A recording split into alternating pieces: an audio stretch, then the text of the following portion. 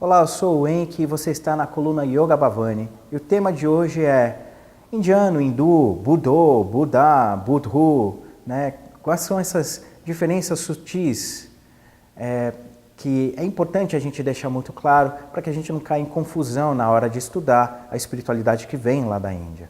Então, muitas vezes vocês vão me ver falando sobre espiritualidade ou tradição espiritual indiana, não necessariamente hindu. Então, o hinduísmo é uma religião, uma das maiores religiões do mundo, e ela é uma religião muito diversa, tem milhares de deuses, né? Existem deuses para tudo que você imaginar, e ela é baseada nos ensinamentos dos Vedas, dos 4 livros dos Vedas. Esses livros são livros que, de acordo com a tradição, não foram escritos por alguém, mas foram percebidos, escutados, por isso também eles são chamados de Shruti, né? Que foram escutados, ouvidos em estados de meditação profunda. Não necessariamente alguém ditou esses ensinamentos, não é um processo mediúnico, mas é um processo em que os sábios antigos experimentaram alguma coisa profunda e reproduziram isso nos textos, né? Chamado Veda. O compilador desses Vedas foi um sábio chamado Vyasa. Ele também é conhecido como Veda Vyasa. Claro, como eu disse, ele foi o compilador, ele não foi o cara que escreveu os Vedas. Ele foi compilando os ensinamentos que os sábios traziam e chegou a esse livro chamado os Vedas. No início dizem, né, a mitologia diz que era um único livro e que depois foi dividido em 4 livros. Por esse sábio chamado Vyasa, né, para facilitar o estudo.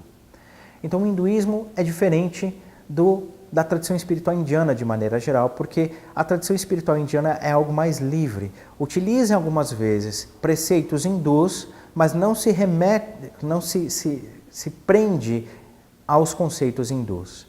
Então o yoga não é uma prática hindu, a Vedanta não é uma prática necessariamente hindu, mas os hindus praticam yoga. Os hindus estudam Vedanta, né? A tradição espiritual indiana, de maneira simplista falando,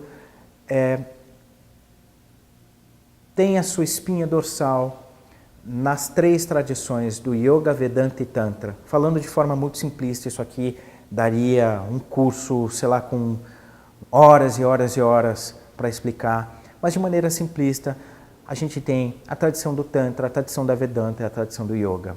A tradição do yoga é aquela que dá base, dá fundamento, né? Se a gente usar a analogia da construção de uma casa, seria a fundação da casa. Depois a gente tem a tradição da Vedanta, que é a tradição que na analogia da construção da casa seria a planta baixa. É aquela que diz o que é, onde foi, como funciona, aonde vai estar, aonde as coisas se encaixam. E a tradição do Tantra é aquela que, na analogia, representa a construção da casa, é a experiência. A tradição do Tantra ela é bem experimental, ela tem uma contraparte filosófica profunda, mas ela não se atém a um estudo intelectual, ela vai para a prática. Não que a Vedanta não vá para a prática, ela vai para a prática também, mas ela é muito mais discernida, muito mais pensada do que a própria tradição do Tantra, né?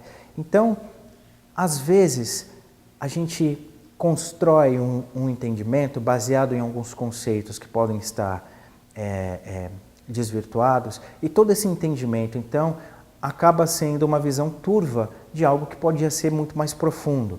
Então, para você não se confundir mais, não confunda Yoga, Vedanta, Tantra com a tradição hindu, com a religião hindu. Nós temos a tradição espiritual hindu que envolve muitas coisas baseadas nos Vedas, e a tradição espiritual indiana de maneira geral, como Yoga, Vedanta e Tantra, que bebem da fonte dos Vedas, mas não se limitam aos ensinamentos védicos, muitas vezes transcendem isso, né? E a gente vê alguns termos sendo utilizados de uma maneira, como que eu posso dizer? De uma maneira equivocada, inadequada. Muitas vezes você vê alguns textos onde o pessoal chama yoga, a yoga, o yoga, yoga com Y, yoga com I, Gente, isso tudo é uma baboseira, uma babaquice. O que importa é o conceito, o que yoga remete, né? Se você realmente quer falar a palavra em português, então a palavra é feminina, então você fala a yoga. Se você quer falar ela em sânscrito, a palavra é masculina, então é o yoga. Isso não vai mudar nada, né? O que realmente vai mudar é, você sabe o que o yoga representa, o que ele significa? Se não, dá uma observada aí no nosso primeiro vídeo, lá tem uma definição sobre o que é yoga, ok? Então, são essas coisinhas, esses terminhos, vocês vão ver alguns textos chamando, por exemplo, Budo, ou Buda, ou Bodhi. Então, são textos que remetem a uma ideia de, palavras que remetem a uma ideia de iluminação. Às vezes a grafia com 2 Ds, às vezes você vê Buda com 1 D, Buda com 2 Ds e H. Esqueçam essas bobagens no seu caminho espiritual. Esses preciosismos só levam a gente a correr atrás do nosso próprio rabo. Eu falo muito para os meus alunos que, infelizmente, a maioria dos espiritualistas são mais entretidos espirituais do que praticantes espirituais. Eles vivem da espiritualidade como um entretenimento, frequentam espaços, cursos, da mesma maneira como frequentam festas ou vão ao cinema, né? Curtem a relação emocional, trazendo ali a sensação de prazer. Após esse evento, após o prazer, eles voltam a ser as mesmas pessoas que sempre foram, só que com aquele rótulozinho de eu sou cult, né? Eu sou diferente porque eu sou espiritual, qualquer coisa assim. Então, abandonem essas preciosidades de termos, né? Busquem construir uma experiência mais coerente no seu dia a dia e busquem fontes corretas, busquem fontes mais sérias para os estudos espirituais de vocês, seja ele de yoga, seja do que for. Né? Busquem saber da raiz daquilo que vocês estão buscando entender. Né? Não fiquem na superfície, não. Então, se você gostou do vídeo, deixa aí o seu curtir, comente, compartilhe com seus amigos. Acesse a minha página no Face, /yogabhavani.enk, deixe sua mensagem lá e nos vemos aí no nosso próximo vídeo. Obrigado por você ter assistido e até mais. Carinho, silêncio e presença. Karpura Gauram Karunavatara Samsara Saram Bhujagendraharam Sadavasantam Hidrayara Vinde Bhavan Bhavani Sahitam Nam